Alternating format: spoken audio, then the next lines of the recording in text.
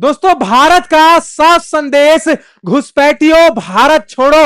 अब भारत इन घुसपैठियों के खिलाफ जीरो टॉलरेंस की पॉलिसी अपना रहा है। दोस्तों आज की इस वीडियो में मैं आपको पूरी जानकारी देने वाला हूं कि इन घुसपैठियों की समस्या कौन उत्पन्न कर रहा है, इसके पीछे की साजिश किसकी है, और सारी बातें आपको पूरी तरीके से डिटेल में पता लगने वाली हैं। दोस्तों आपको पता होगा कि पिछले कुछ दशकों में हमने आतंकवाद को पूरी तरीके से खत्म कर दिया। बहुत सारे ऑपरेशंस किए हैं, यहां पर हमारे इंटेलिजेंस को पल पल की खबर मिलती रहती है। आपको पता होगा कि 15 अगस्त को भी ये कुछ प्लान कर रहे थे शहजाद भट्टी नेटवर्क द्वारा, लेकिन हमने उसका भांडाफोड़ कर दिया और सबको एक तरीके से बहुत मैसिव लेवल पे सर्च ऑपरेशन हुआ और हर एक आतंकवादी को पकड़ा गया। तो अब इंटेलिजेंस समझ चुकी है, भारत सरकार समझ चुकी है कि अगर भारत का डेवलपमेंट करना है तो सबसे पहले इन आतंकवादियों, इन नक्सलियों, इन घुसपैठियों को हमें खत्म करना पड़ेगा जड़ से, क्योंकि ये जो है हमारे भारत के अंदर दीमक बनकर जीते हैं और विद्रोह करते हैं बात बात पर, जिससे हमारा डेवलपमेंट जो है वो रुक जाता है। और आज इस वीडियो में मैं आपको सारी जानकारी देने वाला हूं।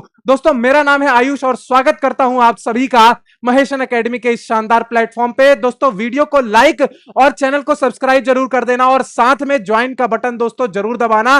दोस्तों इस वीडियो को हर एक भारतीय के साथ शेयर करना, क्योंकि ये हर एक भारतीय को जानना बहुत ज्यादा जरूरी है। दोस्तों क्या कहा हमारे गृह मंत्री अमित शाह जी ने, आपको पहले बताता हूं।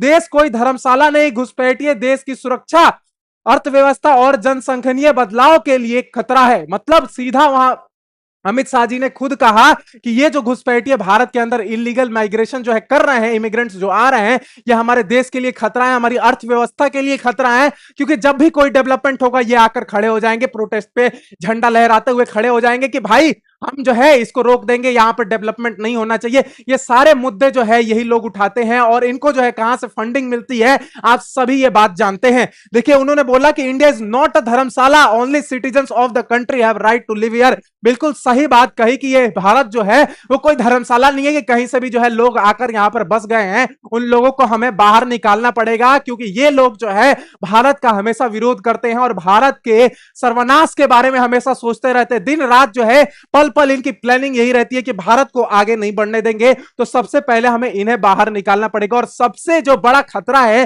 वो हमारे नॉर्थ ईस्टर्न स्टेट्स पे है, क्योंकि वहीं से ज्यादा ये घुसपैठी आते हैं, ज्यादा ये इलीगल इमिग्रेशन देखने को मिलता है। और इसका सबसे बड़ा कारण जो है ये बांग्लादेश है। बांग्लादेश से बहुत ज्यादा इमिग्रेशन बंगाल की तरफ हो रहे थे, लेकिन जैसे ही सरकार बदली है बहुत ज्यादा वहां पर अब राहत है, क्योंकि अब इतना जो है संख्या में इमिग्रेशन नहीं देखने को मिल रहा है, क्योंकि बहुत ज्यादा सिक्योरिटी दोस्तों टाइट कर दी गई है। आपको सारी जानकारी दूंगा इसके बारे में। देखिए आपको एक बताया तो Rohingya refugee demand justice dignity at Cox Bazar protest, मतलब यहां पर ये बांग्लादेश के अंदर है ये बाजार, और वहां पर ये रोहिंग्या मुसलमान जो है ये प्रोटेस्ट कर रहे हैं कि हमें जो है रहने की जगह दे दो। ये रोहिंग्या मुसलमान दरअसल दोस्तों म्यांमार के हैं और ये बांग्लादेश के अंदर भी यहां पर है, और हमारे बंगाल के अंदर भी बहुत सारे पहले देखने को केसेस मिले हैं कि रोहिंग्या मुसलमानों का यहां पर इमिग्रेशन देखने को मिला। ये जो इलाका है रखैंग का, ये जो इलाका है यहां पर सबसे ज्यादा यहां पर रोहिंग्या मुसलमान रहते थे। लेकिन ये जो इलाका है यहां पर जो आर्मी रहती है, क्योंकि यहां पर म्यांमार में बहुत सारे अलग अलग आर्मी है, उनको जो है यहां पर वो संरक्षा करती है। यहां पर जैसे यहां पर कोई अलग आर्मी रहती है, यहां पर कोई और आर्मी रहती है, इधर कोई और आर्मी रहती है। यहां पर जो है पूरी तरीके से डेमोक्रेसी नहीं है। हालांकि 2021 के तख्ता पलट के बाद अब चीजें म्यांमार में बिल्कुल बदल चुकी हैं, और ये आपको मैंने बताया यहां पर जो ये इलाका है यहां पर ज्यादातर ये रोहिंग्या मुसलमान रहते हैं। लेकिन आपको ये बता दूं कि ये जो आर्मी है, ये जो अराकन आर्मी है, जो ये वो उनको क्या करती है, भगा देती है, क्योंकि ये जो है बौद्ध धर्म को फॉलो करते हैं और ये नहीं चाहते हैं कि रोहिंग्या मुसलमान वहां पर रहें, तो इन्होंने उनको भगा दिया। अब मान लो कि ये बॉर्डर एरिया है, अगर इनको भगाया जाएगा तो ये कहां जाएंगे, आप ये समझिए कि इनको भगाया जाएगा तो ये जाएंगे बांग्लादेश, ये जाएंगे इंडिया के अंदर, यहां पे ये जाएंगे इधर वेस्ट बंगाल के अंदर। तो ये जो है इधर माइग्रेट होने लगे, जिसकी वजह से हमारे देश पे भी जो है समस्या बहुत ज्यादा उत्पन्न हो गई थी कुछ टाइम के लिए। लेकिन अब हमने पूरी तरीके से सिक्योरिटी को टाइट कर दिया गया है इनके लिए, क्योंकि ये जो इलीगल इमिग्रेशन हो रहा है इनको रोकना बहुत ज्यादा दोस्तों जरूरी हो गया है। अब आपको दूसरी खबर बता देता हूं, यहां पर देखिएगा, देखिए 105 Bangladeshi held in crackdown on illegal immigrants इन बेंगलुरु। बेंगलुरु के अंदर सोचो, बेंगलुरु कहां है और ये जो नॉर्थ ईस्टर्न स्टेट्स हैं जहां से वो कहां से आ रहे हैं, तो ये सारी चीजें जो है इंटरलिंक्ड है, ये भारत के हर एक कोने तक फैल चुके हैं, जो ये घुसपैठी हैं हर एक कोने तक फैल चुके हैं। तो यहां पर 105 जो बांग्लादेशी हैं ये भारत में क्या कर रहे हैं, इलीगली तरीके से रह रहे हैं, और यही बांग्लादेशी कल जो है दीमक बनकर यहां पे निकलेंगे, प्रोटेस्ट में आएंगे और बोलेंगे कि भारत के खिलाफ जो है, भारत का जो है सर्वनाश हो जाए, भारत को तोड़ने की बातें करेंगे यही लोग जो है। तो समझिएगा इन चीजों को कि भारत को अगर आगे बढ़ना है 2047 तक, हमें बहुत ज्यादा इमर्ज होना, अपनी इकोनॉमी को जो है और ज्यादा ऊपर लेके जाना है, सुपर पावर बनना है, तो हमें पहले इसकी समस्या से डील करना पड़ेगा। और बिल्कुल यहां पर होम मिनिस्टर हमारे जो है समझ चुके हैं इस बात को कि पहले इनसे हमें निपटना पड़ेगा, क्योंकि आतंकवाद से तो हमने बहुत पहले डील कर लिया है अच्छे तरीके से, जीरो टॉलरेंस की हमारी पॉलिसी है, नक्सलाइट्स को हमने पूरी तरीके से यहां पे डिमोलिश कर दिया है, हटा दिया है। लेकिन ये जो समस्या है, ये इलीगल इमिग्रेशन की, घुसपैठियों की, ये समस्या अभी भी जारी है। इसके लिए जो है भारत सरकार बहुत कड़े कदम उठाने वाली है आगे। देखिए आपको बता देता हूं, ये जो है अब इसके पीछे कौन है आपको सीधे बताता हूं। इसके पीछे जो है चाइना बहुत इसको सपोर्ट करता है, ये इलीगल इमिग्रेशन जो है चाइना बहुत ज्यादा सपोर्ट करता है। यहां पर अगर बांग्लादेश से वेस्ट बंगाल में, क्योंकि बांग्लादेश को आपको पता है कि यहां पे इंफ्लुएंस किसका है, बांग्लादेश में इंफ्लुएंस सिर्फ एक ही कंट्री का है और वो है चाइना। और ये बात जो है यूएसए भी जानता है कि चाइना का बहुत ज्यादा इंफ्लुएंस अगर बढ़ा तो हमारा इंफ्लुएंस एशिया से खत्म हो जाएगा। तो यूएस भी नहीं चाहता इस बात को कि बांग्लादेश के अंदर चाइना का इंफ्लुएंस हो। समझिएगा इन चीजों को, क्योंकि ये डीप डाइव जियो पॉलिटिक्स है दोस्तों, यहां पर यूएस भी नहीं चाहेगा कभी भी। तो यहां पर चीन आना चाहता है और चीन यहां से बे ऑफ बंगाल में पूरी तरीके से नजर बनाना चाहता है, क्योंकि यहां से नीचे स्ट्रेट ऑफ मलक्का से इसका भी सामान जाता है, इसका भी ट्रेड होता है। तो ये कभी नहीं चाहेगा कि हमारा ट्रेड डिसरप्ट हो, हमारा ट्रेड जो है इंडिया रोक ले, या फिर इंडिया का किसी भी तरीके से डोमिनेशन वहां पर हो। इसलिए ये चाहता है कि मैं यहां पर कैसे भी आ जाऊं, इस इलाके में, म्यांमार के इलाके में आ जाऊं, ताकि मैं इन सारी जगहों पे, इंडियन ओशियन पे पूरी तरीके से निगरानी रखूं और भारत इसमें किसी भी तरीके से डोमिनेशन ना दिखा पाए। तो इसके पीछे जो है पूरी तरीके से इन दोनों की साजिश है, और यहां पर ये मतलब पूरी तरीके से फंडिंग करते हैं। आपको पता है कि जो है शेख हसीना ने भी ये बात कही थी कि बांग्लादेश जो है वो पूरी तरीके से अब दूसरा पाकिस्तान बनने वाला है। शेख हसीना के बेटे ने भी यह बात कही थी यहां पर। तो आप देखिएगा तो यहां पर पाकिस्तान की भी बहुत ज्यादा फंडिंग होने लगी है अब कुछ टाइम से। आईएसआई का पाकिस्तान के साथ जो लिंक बन रहा है, अब धीरे धीरे यहां के मेंबर्स जो है वहां पर मीटिंग करने जा रहे हैं। बांग्लादेश मक्का पैक के अंदर ज्वाइन करने की बात करता है, कुछ टाइम में ये ज्वाइन भी कर लेगा दोस्तों। तो ये सारी चीजें जो है ये दर्शाती हैं कि बांग्लादेश अब जो है, बांग्लादेश, पाकिस्तान, चाइना, ये सारे एक ही थाली के चट्टे बट्टे हैं, और ये सिर्फ और सिर्फ भारत को गिराना चाहते हैं, भारत को अंदर से तोड़ना चाहते हैं दोस्तों। अब आपको बता देता हूं यहां पर देखिए किस तरीके से पहले क्या मामला था, आपको दिखा देता हूं। Amit Shah ji accused Mamata Banerjee of delaying land India Bangladesh border fencing in Bengal. मतलब यहां पर जब ममता बनर्जी की सरकार थी तो उन्होंने बहुत ज्यादा डिले किया, बहुत ज्यादा देरी करी, जो फेंसिंग लगानी थी इंडिया बांग्लादेश के बॉर्डर पे, वहां पर बहुत ज्यादा देरी हुई दोस्तों। लेकिन अब जो है पूरे तरीके से यहां पर बहुत तेजी से फास्ट ट्रैक पर काम चल रहा है। जितनी जल्दी फेंसिंग लगाई जाएगी, जितनी जल्दी और ज्यादा सिक्योरिटी टाइट की जाएगी, ये जो चीजें हैं, घुसपैठियों की जनसंख्या जो है धीरे धीरे कम होती जाएगी भारत के अंदर। तो ये एक बहुत बड़ी जीत होने वाली है। ये चीजें धीरे धीरे आपको दिखना स्टार्ट होंगी, इतनी जल्दी ये प्रोसेस खत्म नहीं होने वाला है, क्योंकि अगर हमें भगाना है तो हमें कांस्टेंट इस पे जो है रिमार्क्स लेने पड़ेंगे, हमें कांस्टेंट स्टेप्स लेने पड़ेंगे अगर हमें इनको जो है अपने देश से बाहर निकालना है, क्योंकि ये हमारे देश के अंदर बैठे हुए हैं और हमें इनको बाहर निकालना है। तो ये बहुत ज्यादा दोस्तों जरूरी हो गया है। अमित शाह जी ने यहां पर क्या कहा कि धर्मशाला नहीं है, ये आपको मैंने बता दिया कि आप इलीगल तरीके से भारत के अंदर दोस्तों नहीं रह सकते हैं। और क्या कहा, detect and deport illegal events, मतलब इनको पकड़ो और जो है जहां से आए हैं वहां फेंक दो भाई।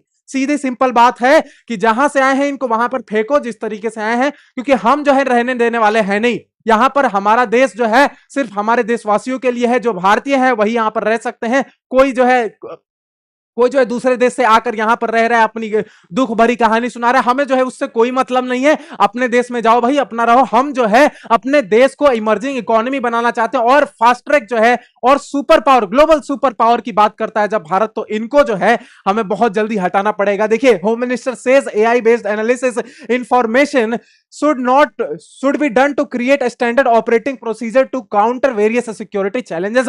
मतलब सिक्योरिटी पूरी तरीके से जो चैलेंजेस हैं उनको अब ओवरकम हमें करना पड़ेगा दोस्तों, क्योंकि ये बहुत बड़ी समस्या है। जो ये चीजें जो है हमें दिखती नहीं है दोस्तों, हमें आप जो है आंखों से नहीं दिख रही हैं, लेकिन ये बहुत देश के लिए बहुत जो है हानिकारक है। देश पर एक बहुत बड़ा खतरा मंडरा रहा है, क्योंकि ये लोग जो है अंदर ही रहकर जो है भारत के खिलाफ काम करते हैं। भारत के खिलाफ जो लोग बाहर के लोग हैं, नेशंस हैं, उनसे फंडिंग लेते हैं और यहां पर अलग अलग जगह पे प्रोटेस्ट करेंगे और भारत की डेवलपमेंट को रोकेंगे। अब आपको देखिए, मैं आपको बता रहा था कि किस तरीके से म्यांमार पे अब पूरी तरीके से निगाहें चीन की हैं, और ये बात भारत समझता है। भारत की रणनीति आपको बताऊंगा कि म्यांमार पर भारत क्या रणनीति बना रहा है। अब देखिए, ये क्या चाहते हैं कि मैं बनाऊं यहां पर चाइना म्यांमार इकोनॉमिक कॉरिडोर, मतलब सीधी तरीके से मैं एक कॉरिडोर बनाऊंगा और यहां से मैं डायरेक्टली यहां से ट्रेड कर लूंगा। मतलब मुझे स्ट्रेट ऑफ मलक्का से वो चोक पॉइंट जो है, इंडिया अगर सोच रहा है कि इसमें चोक पॉइंट हम वहां पे अगर बना देंगे, तो इनका जो स्ट्रेटेजी है वो ये है कि हम डायरेक्टली यहीं से जो है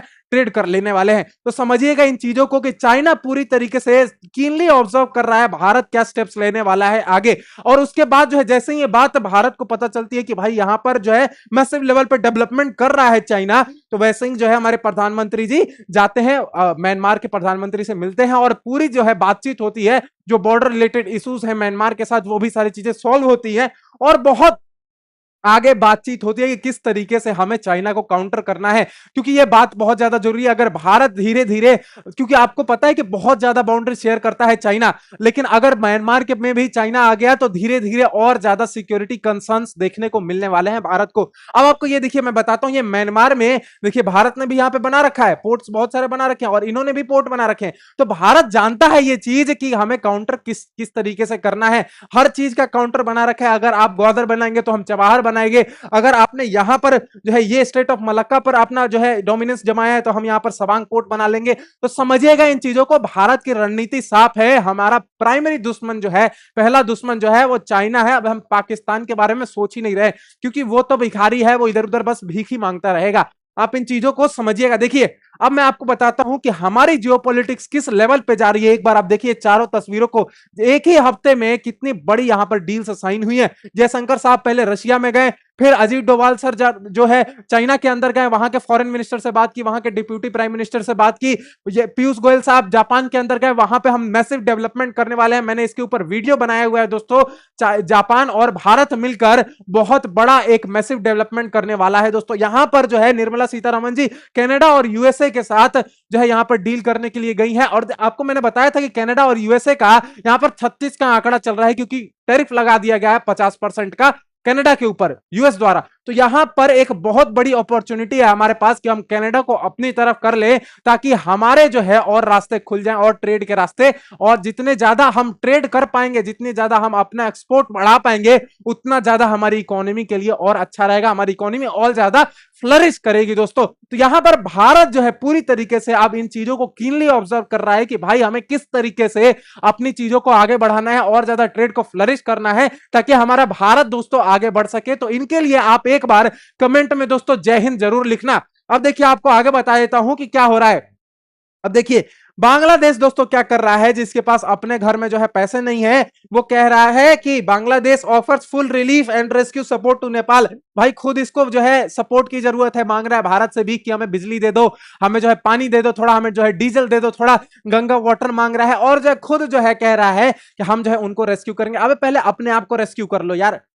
जो है इसके बारे में जो है आप एक बार कमेंट सेक्शन में जरूर लिखना दोस्तों। अब यहां पर देखिए कि बांग्लादेश ने क्या डील करी है चाइना के साथ। J-10CE और 20 चाइनीज फाइटर जेट 2.3 बिलियन की यहां पे डील की है चाइना के साथ। सोचो, चाइना का मैंने आपको बताया किस तरीके से इन्फ्लुएंस बढ़ते जा रहा है, और ये सारी चीजें भारत को बहुत जो है ऑब्जर्व करना पड़ेगा और समझना पड़ेगा कि हमें चाइना को किस तरीके से काउंटर करना है। क्योंकि हमारा दुश्मन जो है बांग्लादेश पाकिस्तान ये नहीं है, हमारा प्राइमरी दुश्मन मैंने आपको बता रखा है कौन है, और हमें सिर्फ उसी के बारे में अभी सोचना है। अब आपको बता देता हूं कि यहां पर मैंने बताया था वीडियो के शुरुआत में, आतंकियों के खिलाफ हमारे जीरो टॉलरेंस की पॉलिसी है, और कश्मीर के अंदर जो है बहुत सारे आतंकी पकड़े गए हैं। दोस्तों देखिए, यहां पर देखिए जम्मू कश्मीर घाटी 36 घंटे में 13 आतंकी ओवरग्राउंड वर्कर्स पकड़े गए। उन लोग उगलेंगे आकाओं के खौफनाक मंसूबे। मतलब यहां पर 13 आतंकवादी पकड़े गए हैं, और कुलगाम के इलाके में जो है इन आतंकवादियों को पकड़ा गया है, सर्च ऑपरेशन किया गया था।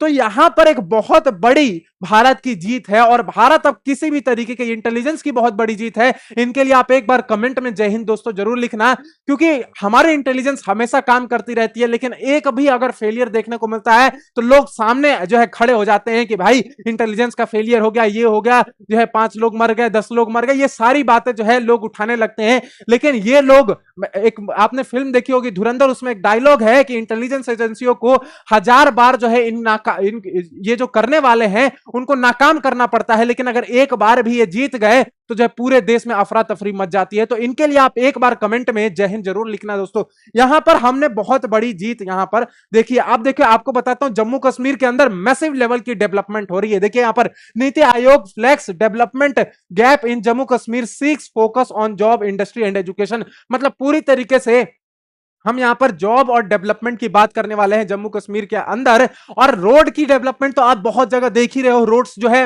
वो नॉर्थ ईस्ट की तरफ और मैसिव डेवलपमेंट हो रहा है, क्योंकि हम जानते हैं जितनी जल्दी हमारी रेलवे लाइन लिंक्स होंगी और बेटर तरीके से, उतना ज्यादा हम अपनी आर्मी लॉजिस्टिक्स को फैसिलिटेट कर पाएंगे, एक जगह से दूसरी जगह लेकर जा पाएंगे। और अगर हमने एक जगह से दूसरी जगह आर्मी जितनी जल्दी हम ले जा पाए, वो जंग हम ही जीतेंगे। अगर हमारी आगे चाइना के साथ कोई जंग होगी, वो की होगी, मैं आपको बता देता हूं, जंग जो है होगी 10 साल के अंदर। आप देख लीजिएगा चाइना जो है कुछ ना कुछ ऐसी चीजें करने वाला है जिसकी वजह से कुछ ना कुछ यहां पर बॉर्डर इलाकों में डिस्प्यूट्स और ज्यादा देखने को आगे मिलेंगे। तो भारत इसकी पूरी तरीके से तैयारी कर रहा है, डेवलपमेंट कर रहा है। जितने भी चाइना और भारत के बॉर्डर्स हैं वहां पे पूरी तरीके से रोड कंस्ट्रक्शन और ज्यादा तेजी से बढ़ रहे हैं, ताकि हमारी आर्मी और अच्छी तरीके से, लॉजिस्टिक्स और अच्छी तरीके से मूव हो पाए। क्योंकि जिसकी आर्मी पहले मूव कर गई दोस्तों, जिसके पास ज्यादा एयरक्राफ्ट हैं, जिसके पास ज्यादा फैसिलिटीज है, जिसके पास ज्यादा आर्टिलरी है, टीम वही जीतती है हमेशा। दोस्तों आपको आज का आर्टिकल कैसा लगा मुझे कमेंट सेक्शन में जरूर बताना। मिलता हूं आपसे अगले वीडियो में, तब तक के लिए जय हिंद, जय भारत।